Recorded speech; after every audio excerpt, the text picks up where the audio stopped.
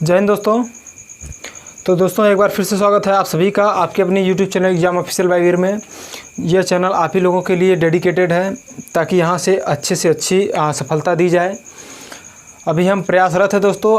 हालांकि मेरा भी जैसे कि मैंने कुछ वीडियोस दे दिया है और अभी कुछ दे रहा हूँ। यह अफ्रीका महाद्वीप पर है। अफ्रीका महाद्वीप पर हमने अब तक 4 वीडियो दिए है, ये 5वां वीडियो का। ठीक है, हो सकता है कि इसमें आज अफ्रीका महाद्वीप को हम ख़त्म कर दें। ठीक है, अगर क्योंकि ज़्यादा लंबा नहीं ले रहे हैं, हम बारी बारी से वीडियो में एक वीडियो में एक टॉपिक को कवर कर रहे हैं। जैसे पहले वीडियो मैंने उसको बेसिस को कवर किया था, उसके बाद नदी को कवर किया, उसके बाद झील और मरुस्थल को कवर किया हमने, उसके बाद जो बचे पर्वत पठार उनको एक वीडियो में कवर किया, और जो अन्य फैक्ट छूटे हुए हैं सभी देशों, जैसे अफ्रीका महाद्वीप में बहुत सारे देश हैं। ठीक है, तो उन देशों की जो विशेषताएं हैं, जो विश्व रूप से मतलब जो विश्व व्यापक रूप से विशेषताएं हैं, जो जिन देशों की जो महत्वपूर्ण देश हैं उनकी अलग जो विशेषताएं हैं उनको भी हम लोग देखेंगे। ठीक है, इस वीडियो में। तो दोस्तों बन रही है हमारे साथ। और वीडियो शुरू करने से पहले हम आप लोगों से कहना चाहते हैं कि दोस्तों आप लोग अपने सभी दोस्तों को जोड़िए। ठीक है, देखिए दोस्तों, हमने पिछले वीडियो में बताया था, इस वीडियो में बता रहा हूँ कि दोस्तों ज्योग्राफी एक ऐसा विषय है कि इससे हर परीक्षा में, चाहे वो वनडे एग्ज़ाम हो, चाहे सिविल हो, चाहे आईएएस हो, चाहे पीसीएस हो, किसी भी एग्ज़ाम हो, कोई भी एग्ज़ाम हो, यहाँ से अधिकतर क्वेश्चन बनते हैं। सबसे ज़्यादा क्वेश्चन ज्योग्राफी से आपके बनते हैं। तो ज्योग्राफी को मिस मत कीजिए दोस्तों, इसको कम मत करिए, अंडर एस्टिमेट मत कीजिए, वरना यही जब आएगा प्रश्न ना तो फिर कहेंगे कि अरे यार अगर पढ़ लिए होते तो अलग बात रही होती। हम आपको मैप बाय मैप बता रहे हैं कि कौन सी चीज़ कहाँ पर है। नदी, यहाँ तक कि नदियों को भी बताया, पर्वतों को भी, पठारों को भी, और झीलों को भी, मरुस्थलों को भी, और उसके बेसिक ज्ञान के नॉलेज को भी हमने मैप के द्वारा बताया है। यहाँ पर भी हमने एक छोटा सा मैप बनाया ताकि आपको जब यहाँ पर जो मैंने लिखा है उसको जब समझाऊँ तो मैप के द्वारा समझा सकूँ। ठीक है दोस्तों, तो चलिए ज़्यादा समय न लेते हुए स्टार्ट करते हैं हम। ओके, तो दोस्तों आज का पहला पॉइंट है कि जोहान्सबर्ग दक्षिण अफ्रीका का महत्वपूर्ण शहर है। जो दक्षिण अफ्रीका है, अफ्रीका महाद्वीप में एक दक्षिण अफ्रीका देश है। यहाँ पर ये दक्षिणी छोर पर क्या है, दक्षिण अफ्रीका देश। तो यह जो देश है, इस देश की एक महत्वपूर्ण शहर है जोहान्सबर्ग। इस जोहान्सबर्ग से यहाँ पर हमने लिखा भी है, दुनिया का सबसे ज़्यादा सोना जोहान्सबर्ग से ही प्राप्त होता है। कहाँ से? दुनिया का सबसे ज़्यादा सोना जोहान्सबर्ग से ही प्राप्त होता है। ठीक है, ये जोहान्सबर्ग स्थित कहाँ है? तो दोस्तों यह जोहान्सबर्ग विटवाटरसरैंड या फिर विटवाटरसरैंड की पहाड़ी पर स्थित है। ठीक है, विटवाटरस कह सकते हैं या फिर विटवाट्स कह सकते हैं। ठीक है दोस्तों, विटवाटरसरैंड की पहाड़ी पर स्थित है क्या? जोहान्सबर्ग दक्षिण अफ्रीका का एक महत्वपूर्ण शहर है जहां से दुनिया का सबसे ज़्यादा सोना निकाला जाता है। ठीक है दोस्तों, ओके। यहाँ पर दूसरा पॉइंट है कि विटवाटरसरैंड पहाड़ी में सोने का भंडार है, इसलिए दुनिया का सबसे ज़्यादा सोना जोहान्सबर्ग से निकाला जाता है। हमने आपको बताया। अब अगला पॉइंट देख लेते हैं दोस्तों कि दक्षिण अफ्रीका की 2 राजधानी हैं, प्रिटोरिया और केप टाउन। ठीक है दोस्तों, दक्षिण अफ्रीका की 2 राजधानी, प्रिटोरिया और केप टाउन। ये जो प्रिटोरिया यह एक प्रशासनिक राजधानी है, और जो केप टाउन है यह वैधानिक राजधानी। अर्थात जितने भी प्रशासनिक कार्य है वो प्रिटोरिया में होते हैं और जितने वैधानिक काम है वह केप टाउन में होते हैं। ठीक है दोस्तों, ओके। अगला टॉपिक दोस्तों कि प्रिटोरिया से ही 25 जनवरी 1905 को विश्व का सबसे बड़ा हीरा निकाला गया था। प्रिटोरिया से ही। ठीक है, जो दक्षिण अफ्रीका की राजधानी, अर्थात जो ये दक्षिण अफ्रीका देश है, इस देश की जो राजधानी है, प्रशासनिक राजधानी प्रिटोरिया है। प्रिटोरिया से 25 जनवरी 1905 को दुनिया का सबसे बड़ा या फिर कह सकते हैं सबसे विशाल हीरा निकाला गया था। ठीक है, इस हीरे का नाम रखा गया था कुलीनान या कुलीनान हीरा। क्या? कुलीनान हीरा। क्यों रखा गया था कुलीनान हीरा?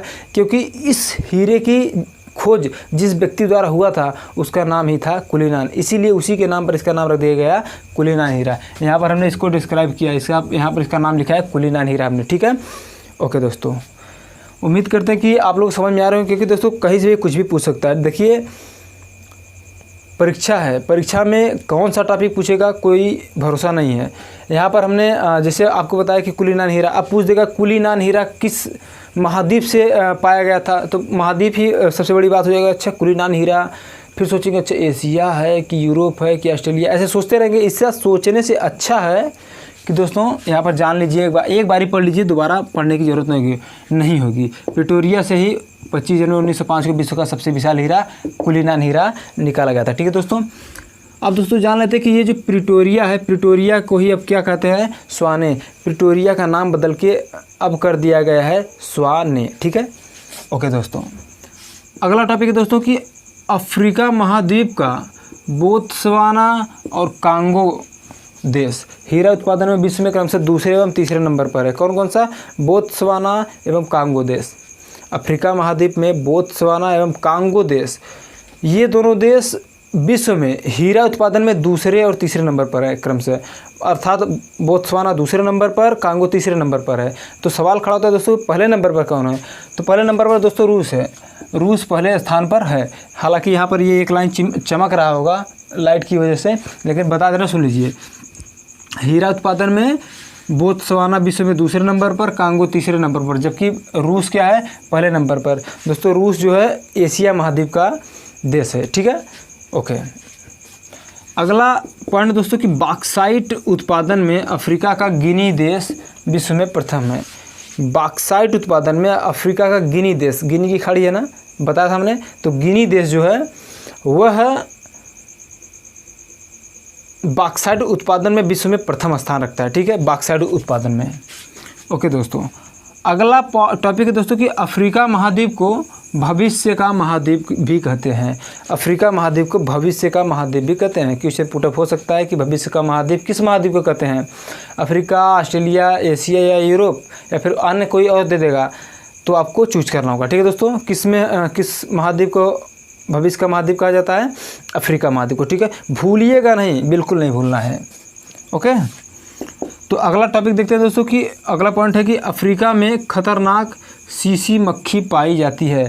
दोस्तों यह क्वेश्चन पुटअप हुआ है, जैसे कि पूछता है कि सीसी मक्खी, या फिर ऐसे पूछता है खतरनाक सीसी मक्खी किस महाद्वीप में पाई जाती है। ठीक है, तो किस महाद्वीप में, अफ्रीका महाद्वीप में। ठीक है, यहाँ पर अफ्रीका का मतलब अफ्रीका महाद्वीप, न कि दक्षिण अफ्रीका देश। ठीक है, अगला पॉइंट दोस्तों कि विषुवत रेखीय जंगलों में चिंपैंजी और गोरिल्ला पाए जाते हैं। क्या कर रहा है दोस्तों, ध्यान दीजिएगा, विषुवत रेखीय जंगलों में गोरिल्ला और चिंपैंजी पाए जाते हैं। विषुवत रेखीय जंगल कहाँ हो सकते हैं, अर्थात विषुवत रेखा के आसपास वाले क्षेत्र। ठीक है, मान लीजिए विषुवत रेखा है। ठीक है, तो विषुवत रेखा के ये जो आसपास वाले क्षेत्र हैं, ठीक है, विषुवत रेखा के आसपास वाले क्षेत्रों में जो जंगल पाए जाते हैं उसमें क्या पाया जाता है, कौन से जानवर, चिंपैंजी और गोरिल्ला। ठीक है दोस्तों, अब अगला है दोस्तों कि कांगो गणराज्य को वनों का देश कहते हैं। क्या कहते हैं दोस्तों, कांगो गणराज्य, कांगो गणराज्य अर्थात जायरे देश को वनों का देश कहते हैं। क्यों वनों का देश कहते हैं दोस्तों, हमने बताया था जब बता रहा था कांगो नदी के बारे में, तो हमने बताया कि जो कांगो नदी है पूरे कांगो गणराज्य में फैली हुई है। ठीक है, कांगो नदी यहाँ थी, तो यहाँ से कांगो नदी जो है कि विषुवत रेखा या फिर भूमध्य रेखा को 2 बार काटती है। तो हमने बताया था कि ये पूरे का पूरे कांगो गणराज्य में फैली हुई है। तो जहाँ पानी होगी, जहाँ जल की मात्रा होगी दोस्तों, वहाँ पर पौधा उगेगा ही उगेगा। तो इसी वजह से कांगो गणराज्य देश अर्थात जायरे देश को क्या कहा जाता है, वनों का देश कहा जाता है। ठीक है, ओके। अब अगला पॉइंट देख लेते हैं दोस्तों, हॉर्न ऑफ अफ्रीका।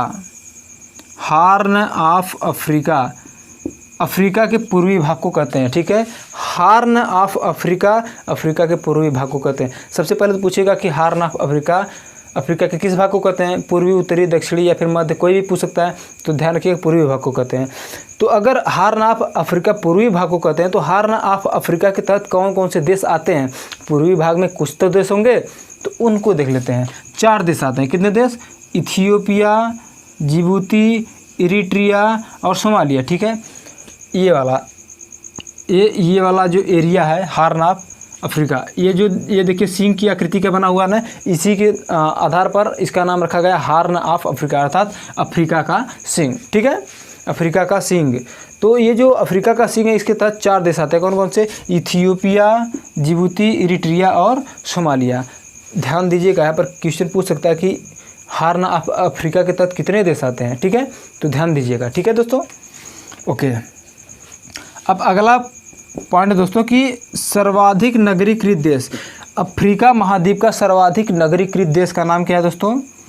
रियूनियन। या फिर कौन सा ऐसा देश है अफ्रीका महाद्वीप का जो सबसे ज़्यादा नगरीकृत है, तो उस देश का नाम है रियूनियन। रियूनियन, ठीक है दोस्तों। सबसे आड़ा टेढ़ा नाम हमको देखने को मिलेंगे अफ्रीका महाद्वीप में ही, ठीक है। तो ये शायद पहली बार आप लोग सुन रहे हो, ध्यान दीजिएगा। रियूनियन, रीयूनियन, या फिर यूनियन बैंक जानते हैं तो यूनियन के आगे री लगा दीजिए, वही हो जाएगा सबसे नगरीकृत देश। किस महाद्वीप का? अफ्रीका महाद्वीप का। ओके दोस्तों, अगला पॉइंट दोस्तों कि मिस्र, ये जो मिस्र है एशिया और यूरोप का जंक्शन कहते हैं। जंक्शन क्या होता है दोस्तों कि दो राज्यों या फिर दो जैसे एक राज्य से दूसरे राज्य में जाते हैं, फिर एक रूट को दूसरे रूट को जो जोड़ता है उसी को जंक्शन कहते हैं। जैसे प्रयागराज जंक्शन, बहुत सारे जंक्शन हैं। तो जो जंक्शन होता है दोस्तों मिस्र को, ये जो मिस्र देश है, मिस्र देश को यूरोप और एशिया का जंक्शन कहते हैं, यूरोप और एशिया का। तो दोस्तों ये जो यहाँ पर मिस्र है, ठीक है, मिस्र अफ्रीका का भाग है, ध्यान दीजिएगा।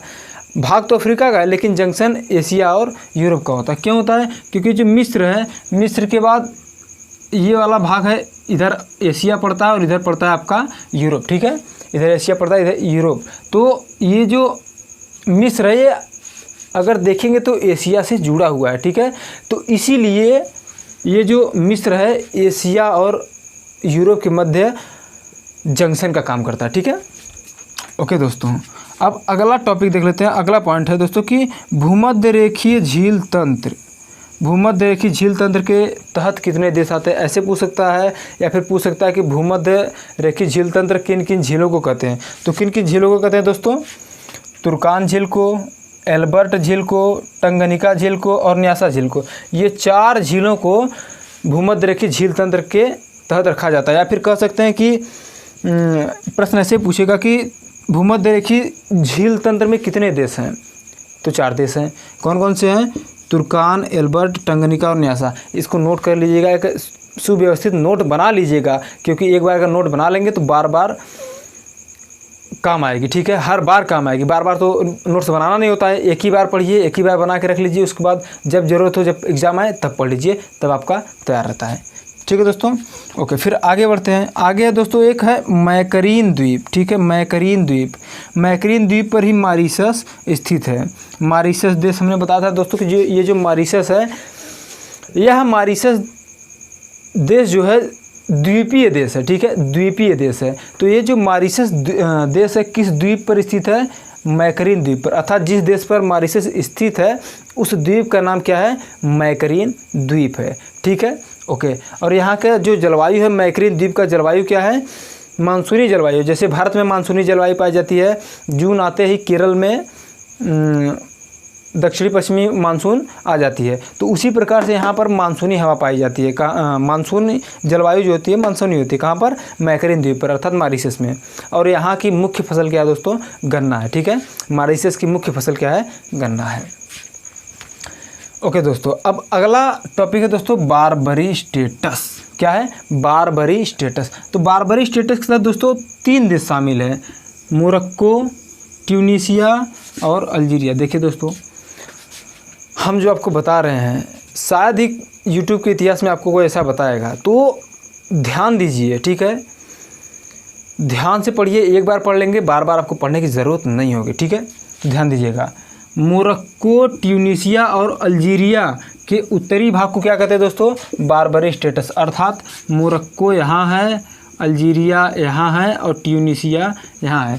तो ये जो इसका उत्तरी भाग है, ठीक है, ये वाला भाग, इसको क्या कहते हैं दोस्तों? बारबरी स्टेटस। ओके दोस्तों, आगे है दोस्तों कि अच्छा अल्जीरिया हमने बताया था कि अफ्रीका महाद्वीप का सबसे बड़ा देश है। उसके बाद सबसे छोटा देश हमने बताया था मेओटो, और सबसे बड़ा द्वीपीय देश अगर पूछेगा तो क्या होगा? मेडागास्कर होगा। और सबसे छोटा द्वीपीय देश पूछेगा तो क्या होगा? सेशल्स होगा, ठीक है दोस्तों। भूलिएगा नहीं, हम भूलने के लिए नहीं बता रहे हैं, ठीक है। एक बारी पढ़ लिए हैं, हमने आपको मैप के द्वारा बता दिया सब कुछ, इसीलिए मैप का यूज़ करते हैं कि आप लोग भूले नहीं, ठीक है। तो आइए आगे बढ़ते हैं हम लोग। अगला पॉइंट है दोस्तों कि मिस्र देश में अप्रैल मई में दक्षिण की ओर से चलने वाली हवा को क्या कहते हैं? खिमसीन। यह प्रश्न पूछा जा चुका है दोस्तों, इसलिए हमने इसको इस टॉपिक को यहाँ पर लिया है। क्या कह रहा है दोस्तों कि मिस्र देश में अप्रैल मई के महीने में जब दक्षिण की ओर से हवाएं चलती हैं मिस्र में, तो उन हवाओं को क्या कहा जाता है? उन हवाओं को खिमसीन कहा जाता है। यह प्रश्न पूछा हुआ है और आगे पूछा जाएगा भी, ठीक है। ये सिविल में पूछा गया, ना कि वनडे एग्जाम में। ऐसे क्वेश्चन हमेशा सिविल में पूछे जाते हैं जो थोड़ा डीप होते हैं। ओके, अगला दोस्तों कि मिस्र के किसान जो होते हैं, जो मिस्र देश में किसान होते हैं, उन्हें क्या कहा जाता है? खेल्लाह है। क्या?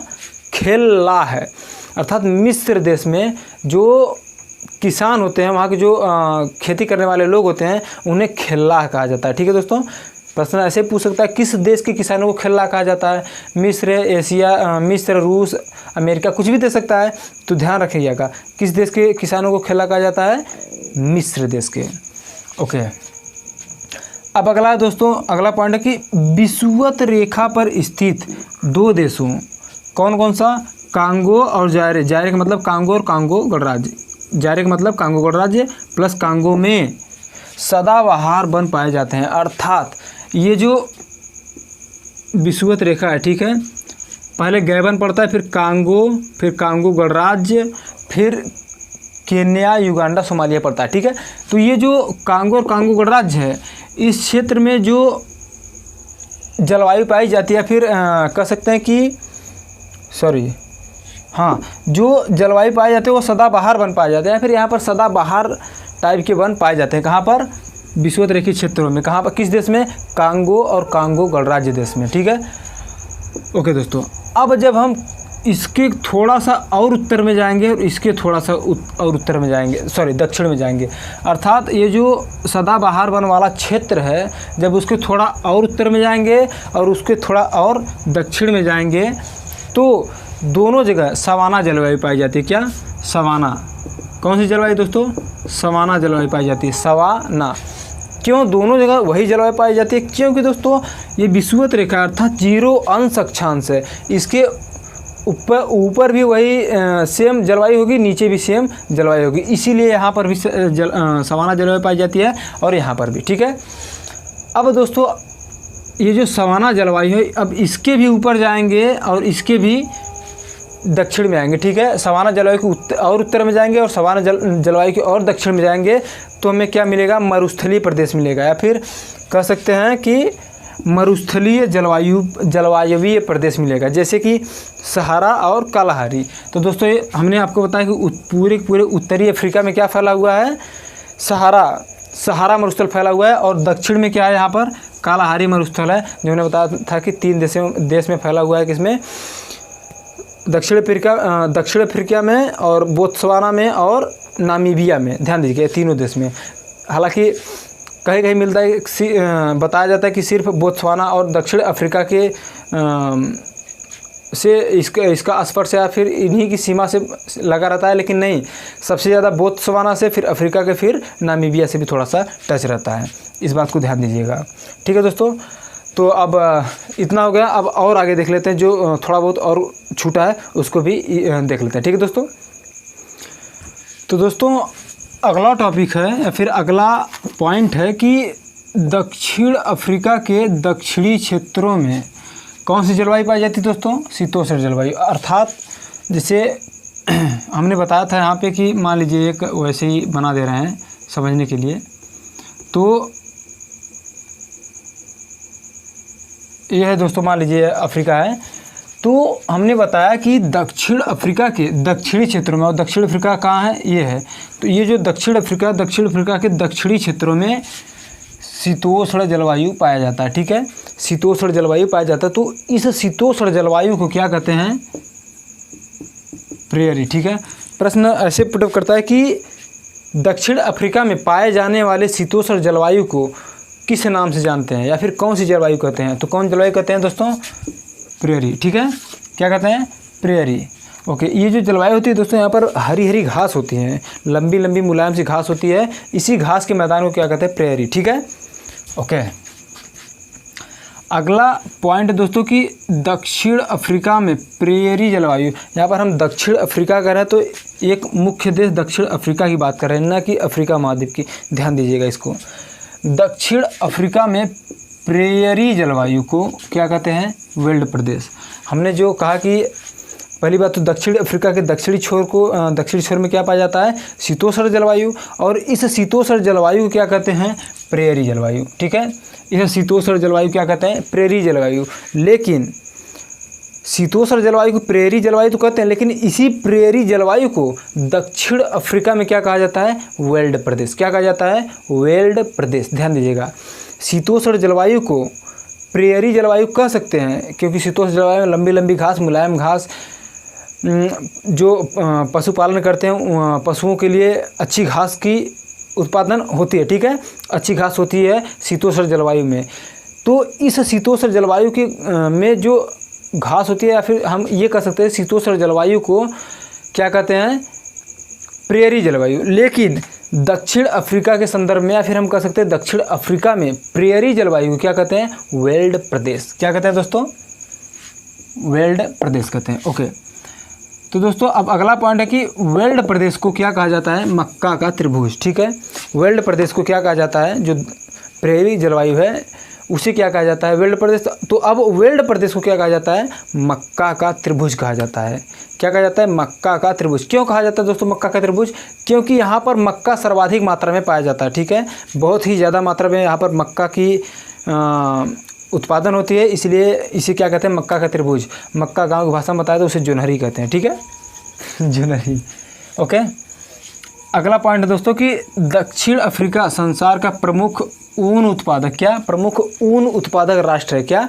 दक्षिण अफ्रीका संसार का, न सिर्फ अफ्रीका महाद्वीप का नहीं, पूरे संसार का दक्षिण अफ्रीका एक ऐसा देश है जो ऊन उत्पादन में प्रथम स्थान रखता है। ठीक है, ओके ऊन उत्पादक प्रमुख राष्ट्र है। प्रथम स्थान किस में रखता है दक्षिण अफ्रीका? क्रोमाइट और प्लेटिनम उत्पादन में दक्षिण अफ्रीका का संसार में प्रथम स्थान है। ठीक है दोस्तों, दक्षिण अफ्रीका का प्रथम स्थान है किस में? प्लेटिनम और क्रोमाइट उत्पादन में। ओके दोस्तों, और यह ऊन उत्पादक का प्रमुख राष्ट्र है संसार में। ठीक है, अब दोस्तों दक्षिण अफ्रीका में एक स्थान है किम्बरले। यह दोस्तों दक्षिण अफ्रीका का प्रसिद्ध हीरा खान है। ठीक है, दक्षिण अफ्रीका में जो किम्बरले है, किम्बरले शहर है या फिर किम्बरले स्थान है, तो उस किम्बरले में क्या है? दक्षिण अफ्रीका की प्रमुख प्रसिद्ध हीरे की खान है। क्या है? हीरे की खान है, हीरा। ठीक है, हमने बताया कि सबसे ज़्यादा हीरा कहाँ से उत्पादित होता है? रूस से, फिर बोत्सवाना से, फिर कांगो से। ठीक है, तो यहाँ पर जो किम्बरले है यह दक्षिण अफ्रीका का एक प्रसिद्ध हीरा खान है। ठीक है, ध्यान दीजिएगा।